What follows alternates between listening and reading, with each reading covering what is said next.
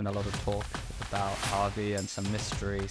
Why Harvey and why now? It all comes down to people in the end. How did you guys decide that you needed an AI platform? We need to pick the right tool to give us business value, but we do need to start now. What's been your early experience working with them, and what would you say are the sort of immediate benefits? Focus on planning, rigorous commitment to trying to be successful. At that point, we made a really big decision, and that was to... Hey everyone, and welcome to this LegalTechTalk interview, where today I'm joined by Ruth and Sarah from Ashurst as we talk about their transformation journey, or the beginning of their transformation journey with Harvey. So Ruth, Sarah, would love if you guys could introduce yourselves. Thank you. Great to be with you today. I'm recently joined Ashurst. I think I joined Ashurst at the end of 2023 as executive director responsible for knowledge and expertise. And that includes our global research and business intelligence function, our central knowledge team, and the work and development of our broader expertise community. So people as well as the tech focus to my role. I'm very lucky to have you, and thanks for having me in your office as well. And Sarah, would love to learn a little bit more about you and your role here as well. I'm Sarah Chambers. I'm Director of Digital Experience here at Ashurst. Been here a little bit longer than Ruth, so coming up nearly 6 years.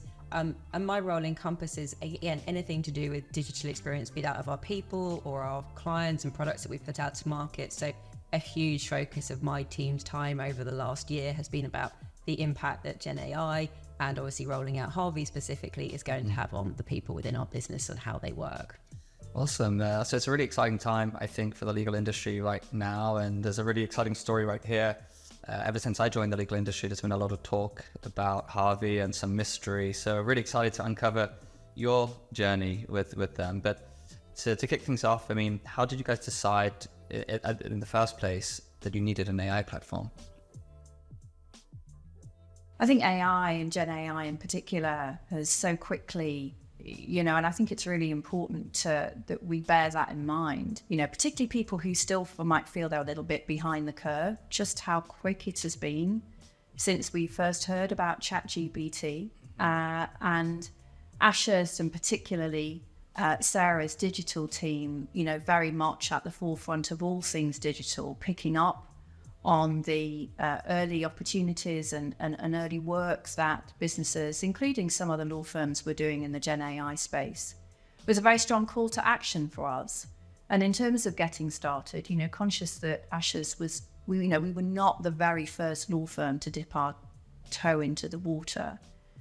We really tried to start smart, even though we weren't starting first. And that meant for us learning from others and really making sure that we were setting ourselves up for success from the get-go. And as we'll talk about, that's really influenced that desire to start smart and be impactful with our first ventures into the Gen AI world. The beginning of our Gen AI era has really guided what we've done in terms of our activity, but also our focus on people alongside our focus on the actual technology.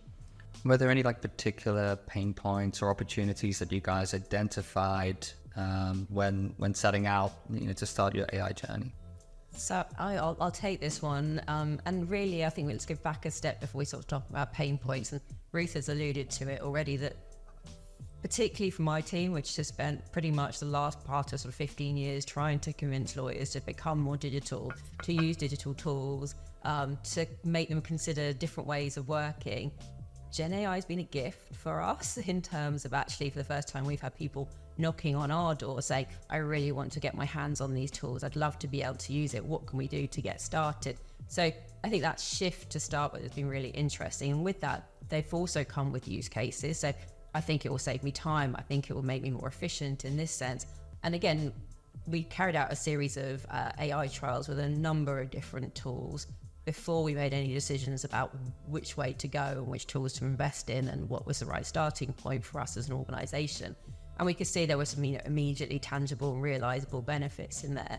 But for us, it has never just been about solving particularly defined pain points. It's also been about the opportunity that generative AI has to transform our ways of working, but also more broadly to instill a new capability directly into the hands of our people so that they can better understand the opportunities that it has for them and in their ways of working, and also much more clearly articulate their needs and pain points in a broader sense, and also hopefully uncover new seams of value and create new opportunities because people are able to articulate their needs much better.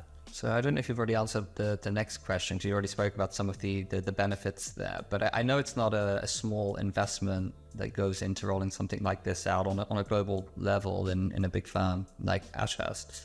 How did you go about getting budget for this, and what was the journey there? Well, the trials that Sarah mentioned were really at the heart of that. Going into those trials at the back end of 2023 in a really rigorous way, planning carefully the trials that we would do, controlled experiment, very inclusive approach, over 400 people involved, over 23 of our Ashurst offices, being very thoughtful about the data and the qualitative findings that we would gather from that. So I can say this because actually it was all planned before I joined Ashurst. So huge kudos to Sarah and her colleagues who made those trials happen, but more importantly, made those trials hugely impactful in terms of then developing a business case to invest in Harvey as our first GenAI tool. And out of those trials, and many of you, I hope, would have seen, watching this, will have seen, I hope, our Vox Populi report, which shared with the market our findings from those trials. Those trials then helped to see Harvey as the right first investment for us. And in taking that as a business case to Paul Jenkins, our CEO, and our global executive team, very much seeking to answer two questions: why Harvey and why now?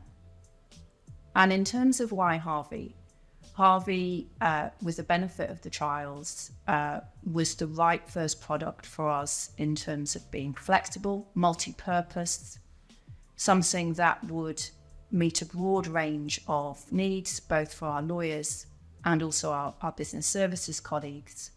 Some of the direct feedback that we had from the trials about the degree of confidence that people got from using Harvey during those trials, even though those trials were limited in the sense that we only did the trials on publicly limited data. So Harvey, in terms of being a product that would deliver immediate business value when it was implemented to a broad range of Ashurst lawyers and other colleagues, supporting our work for all our clients globally, was we felt a very convincing case for why Harvey.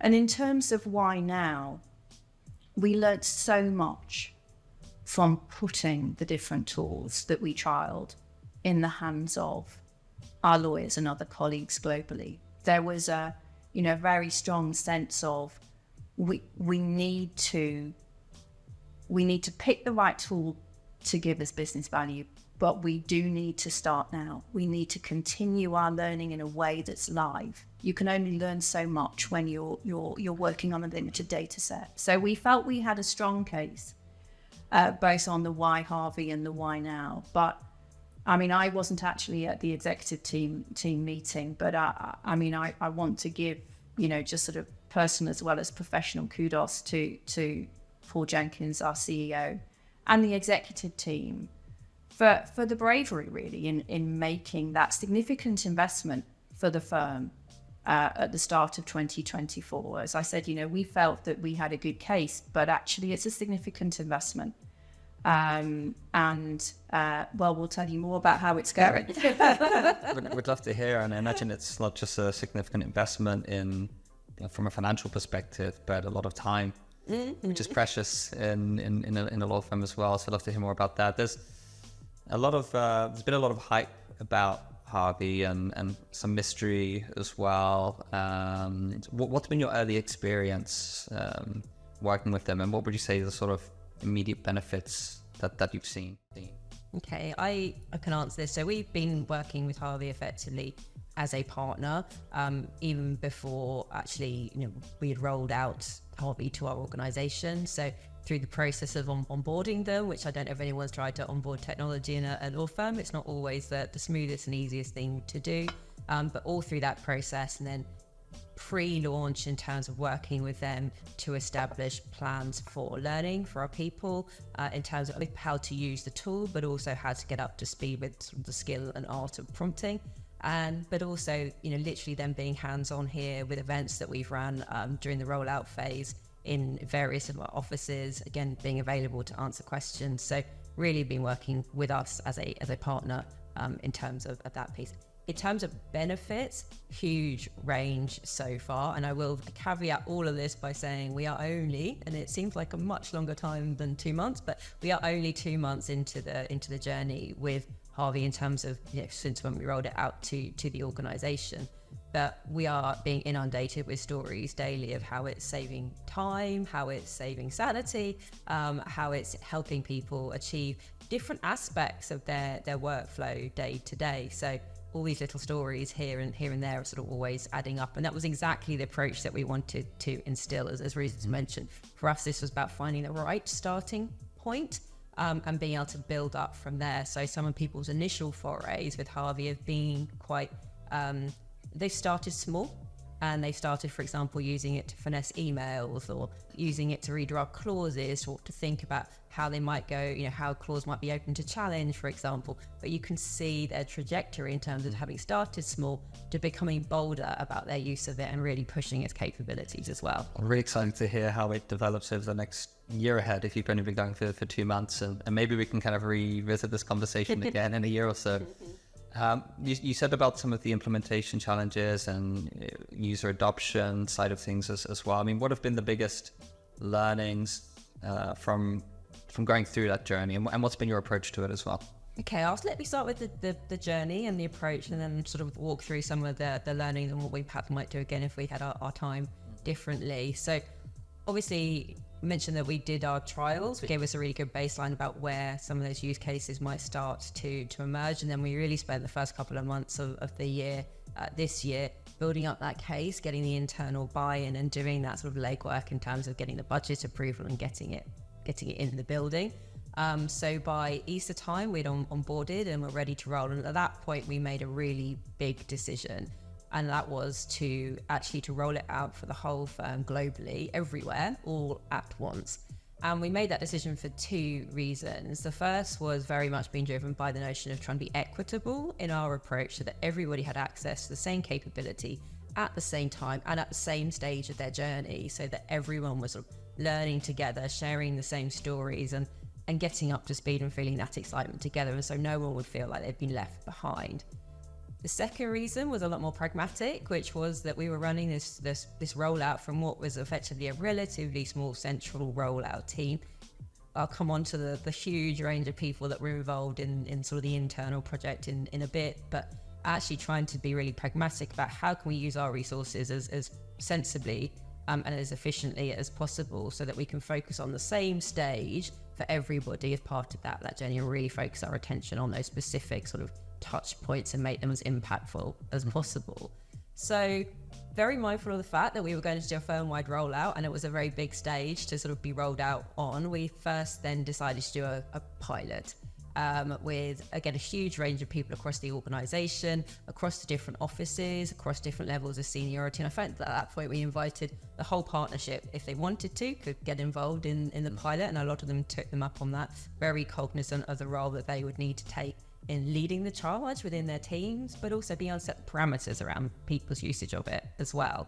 So we ran a 4-week pilot, and that was really for sort of 3 main reasons. First was to sort of build up that champions network internally, so it's natural advocates that when we did the rollout were there on the ground, ready to answer the questions that people might have, or to say, well, I've used it for this, and to really give that inspiration. The second reason was that we could then really test out the approach and the design of the rollout sort of process, methodology, artifacts, training, learning, mandatory learning, all those different things that made up that end-to-end sort of journey, and get feedback on it, and then make tweaks if we needed to in terms of before going out to the firm at large. And then it was really to start building up, again, more of that bank of use case. And this has been a real factor of our rollout, that we've needed to provide inspiration for people about how they might go about using it in their specific day to day. And so using the pilot meant that we could sort of build up that bank and build up that bank of stories. So people could helpfully and quickly orientate them in terms of where might Harvey help me specifically. So we finished the pilot, and then we had a 2-week turnaround between ending the pilot and then actually the rollout phase. And it was at that juncture we launched our sort of global comms campaign and introduced the firm to the GenAI era here at Ashurst. And we got everyone excited. Paul did a sort of big global announcement to the firm at large, and then we could start getting in place the again, all the relevant sort of preparatory steps, so people were ready and raring to go when actually Harvey was launched. And then off the back of that, we did a 4-week Harvey is Here campaign, which was then very much predicated around structured learning and being able to get out and about in terms of as many offices as possible and do on the ground in different offices engagement, and also sort of drop-in sessions to again speak to as many people as we possibly could across the network, relatively short window, about GenAI, about Harvey, and about the opportunities that it was bringing for them.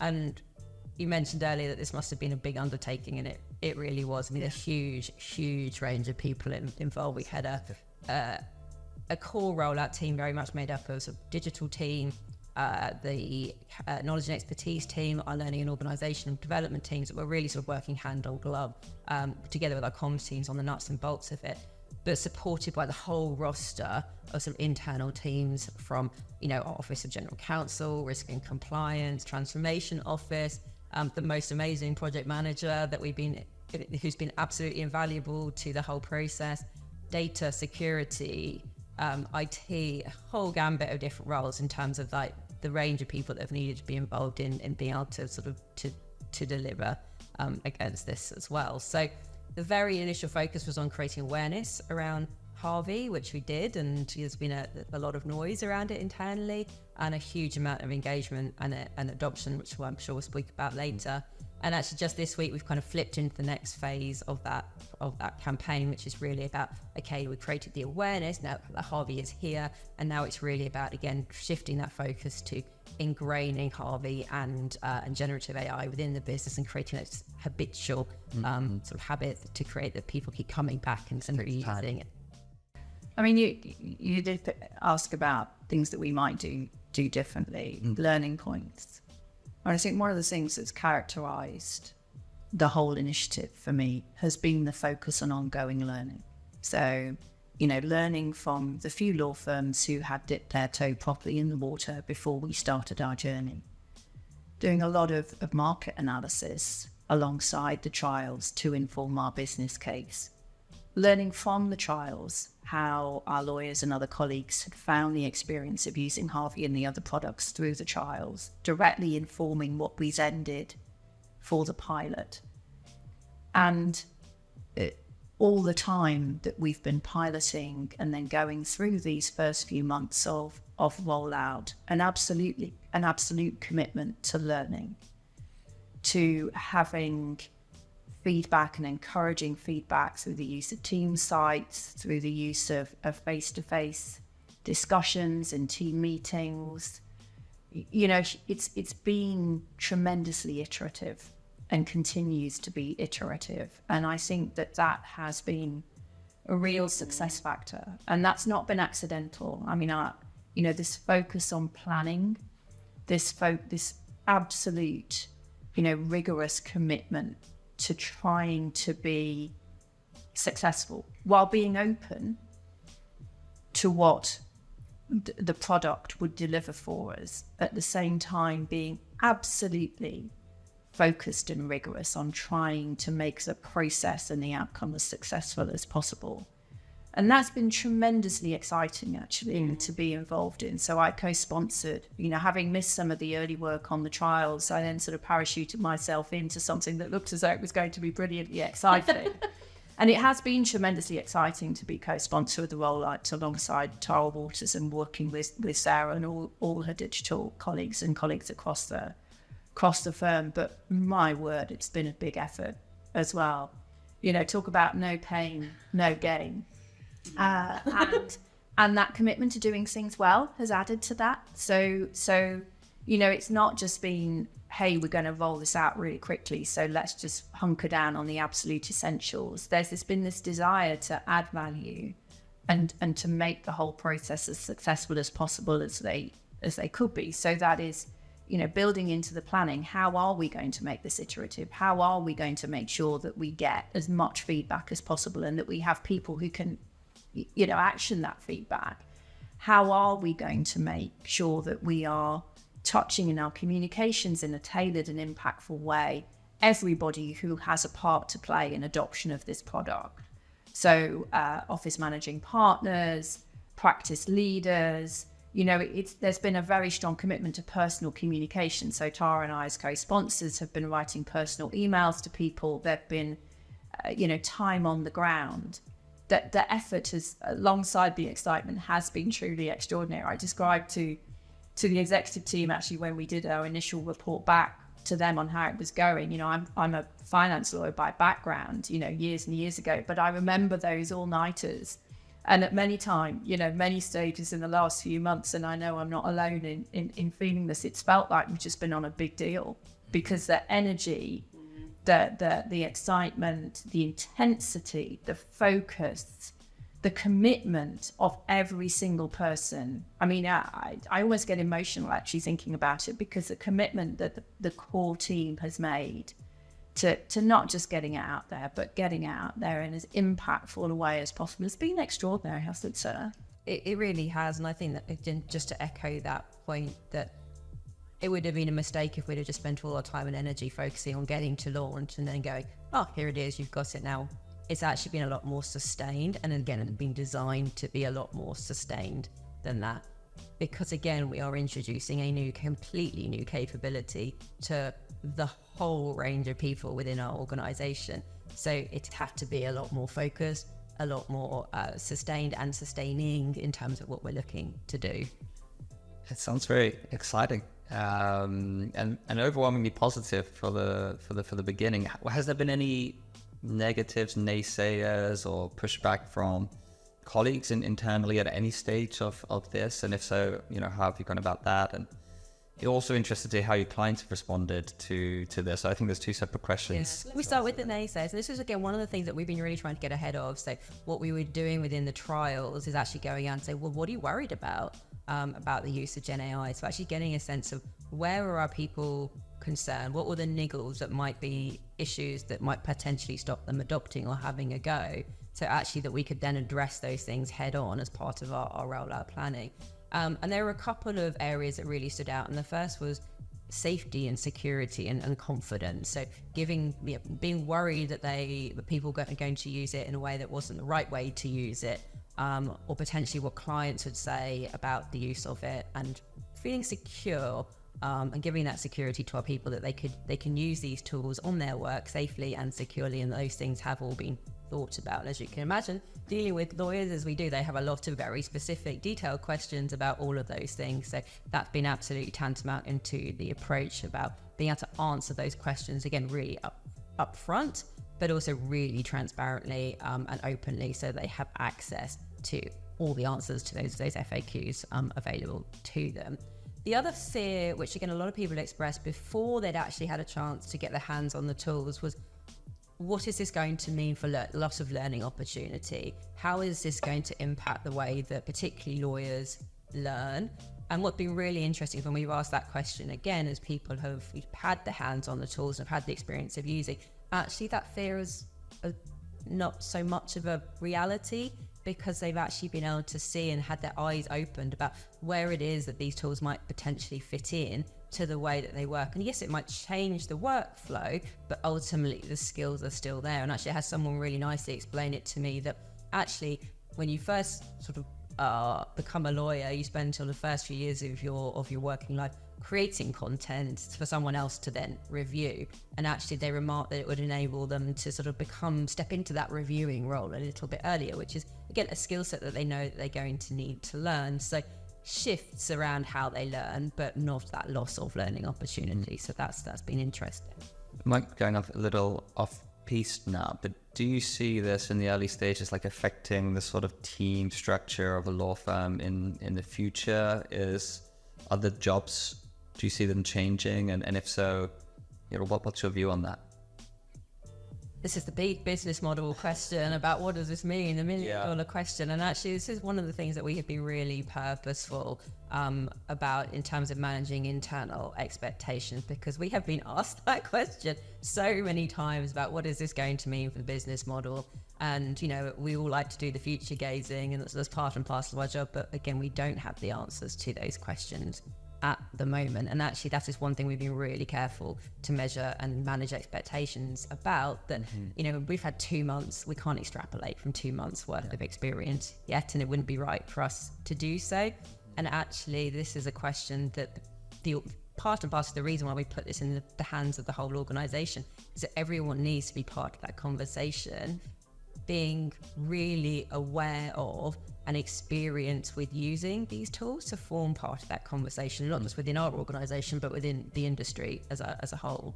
Yeah. And there's implications are clearly for work and connected to that, their relevance for lawyers' development and training needs going forward, which obviously is an area that's close to my heart.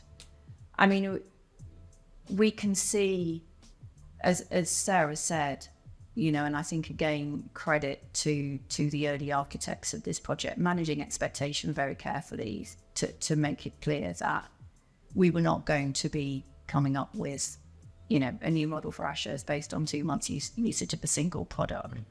But at the same time being again really thoughtful and rigorous about maximizing the value of the insight that we are getting as we are getting it. And what we see are small but meaningful productivity gains, enabling lawyers and other colleagues to really play to their strengths. The use of Harvey as a starting point, driving creativity as well as efficiency and quality as a second pair of eyes. It's one of those things that, Harvey, our presentation and proposal for Harvey as part of the business case is this sort of, your flexible friend. We didn't use that term. A multi-purpose, multi-use tool. Actually has really come to fruition. And so in terms of our lawyers' expectation and the benefits they are seeing and our clients are seeing, just having access to this helpful, trusted tool that enables you to do small but important parts of your job better. Yeah, and multiple times a day. Yeah. I think Harvey would refer to themselves as a Swiss Army knife. That's how they put it. Do you consider it as a way, you're making everybody more efficient, so in a way of like doubled, tripled, quadrupled your workforce potentially, or because there's a worry about, is AI going to replace people? My thoughts are that people using AI or companies would replace those that don't, or what's your view on that? Can you take on a lot more work because of it? Do you think that will be an outcome, or will you just serve your clients better? It's interesting because, again, what we've seen so far is that obviously the human still has to remain in the loop, because the output of AI tools needs to be checked and reviewed. And so it's at the moment what we're seeing is in terms of it fitting into that overall workflow. And as Ruth said, sort of people being able to use it multiple times within a overall sort of end-to-end activity. So for example, people might use it at the beginning of their task to get them moving on from that sort of blank page, procrastination, I don't know where to start mode, all the way through to different sort of iterations, like how might this paragraph, for example, be challenged by the other side, or what might I do with this, to again doing that final proof and check and actually reduce the word count on this and simplify my language. So all the way through that, but at each point checking it. So really using it as a bouncing post, but it's very early days in terms of what we see in terms of that overall workforce question. I'm excited to see how develops the whole industry in the years ahead. And we'd really like to have that. I mean, we are not, I think we're saying an appropriate amount for the period we are 2 months in. Yeah. You know, if you have us back in a few months' time, you know, we are obviously thinking those you know, those big thoughts. We are working through those short and medium long-term opportunities and implications for Harvey and other generative AI tools we may use.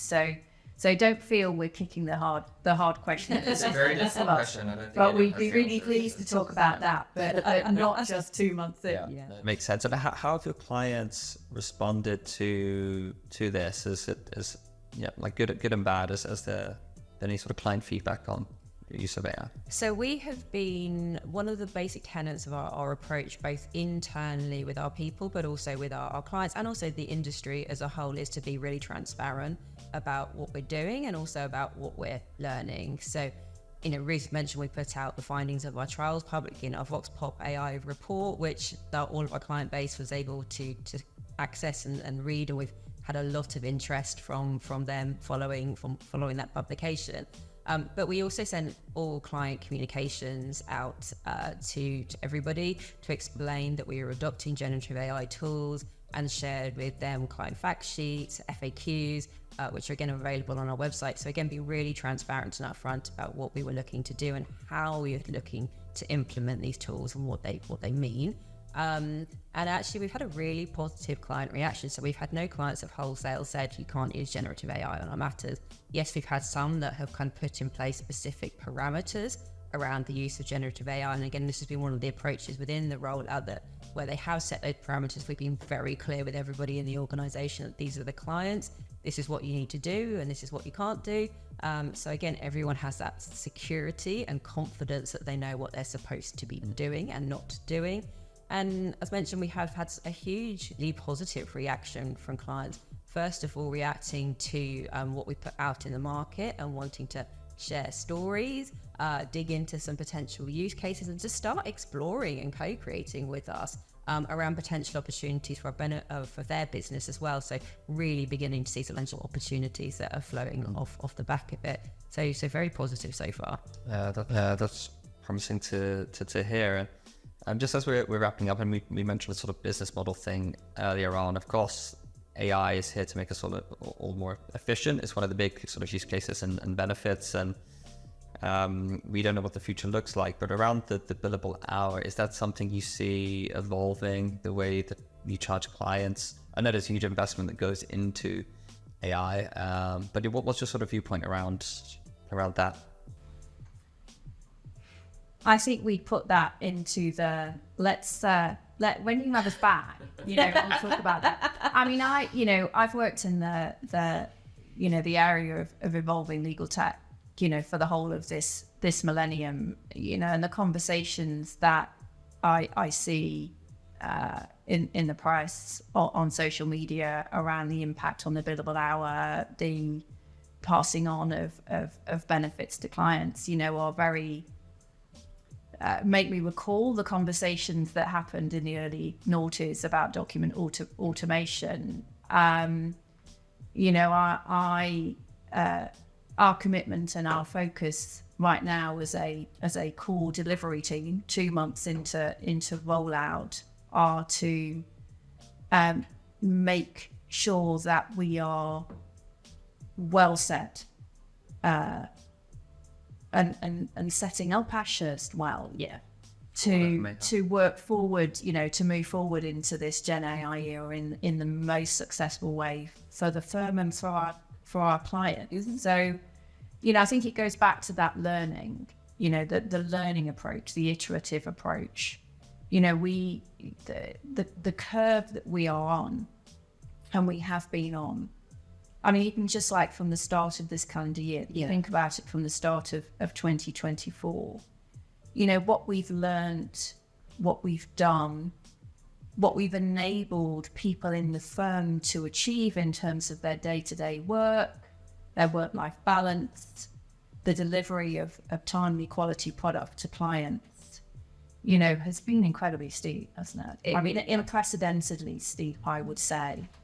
So you know, we're on the journey, in a really good way. Thanks very much to Sarah and colleagues. You guys are one of the early movers. You said earlier, not the first, but you're one of the early movers and definitely a forward-thinking law firm. What would be your parting message to other law firms that have been wanting to wait and see and learn from others? I mean, from your early learnings here, if there's kind of like one key takeaway that you want to share with other law firms, what would it be? You learn more by doing than watching. Simple. I like that. Somebody who I respect very much in the legal sector and Mandy Farquharson from Three Kites Consultants, one of her favourite comments is, it all comes down to people in the end. And in this brave new world of GenAI, it really does all come down to people in the end. And if you are going to attempt to do what we at Ashurst have done in rolling out a tool like Harvey firm-wide, recognise that's a firm-wide initiative. Everybody across the firm has a role to play. And the way that you enable them to play that role is by engaging them early, by being transparent with the ask, the expectation, the benefit, the implications as far as you can be, and truly working collaboratively. And it is the sort of people centricity, having people at the heart of the Harvey rollout, that for me has been the biggest USP, and making that such an important part of the planning. And without that, we would not be where we are, either practically or emotionally. Because you mentioned the fear factor, and I wouldn't want to downplay that, but we work in a legal organisation. We know that lawyers have a reputation of being naturally sceptical.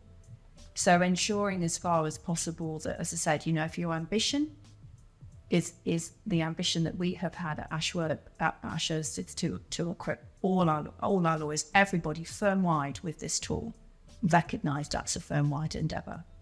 That doesn't come easy when you are a firm the size and scale of Ashurst, but it's undoubtedly been key to our success. I think probably one of the key success factors, if not the key success factor.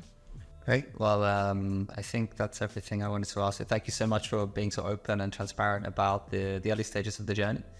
I look forward to talking again. Maybe at the conference, which is in about 10 months. It'll be interesting to see how it's evolved. But yeah, thank you so much for having me, and yeah, good luck with the rest of the rollout. Thanks so much. Actually, it's great actually to have this opportunity to talk, because we're so busy doing, and then actually it's sitting down and pausing, and you go, hey, actually we are some way up that mountain. Yeah, we've done a lot this year. Congrats. It's no small feat, and hopefully you inspire a lot of other firms that are thinking about their journeys as well. Yeah, well, we're always, we do spend a lot of time doing, not talking, but we're always keen to engage and to support the broader market either, and the broader legal profession of which we are. We play our part regularly. We're just a cog in the ecosystem, so we know that we've learned a lot from seeing everyone else do, and see right do the same. Well, I appreciate it. So thank you very much. Thank Cheers. you.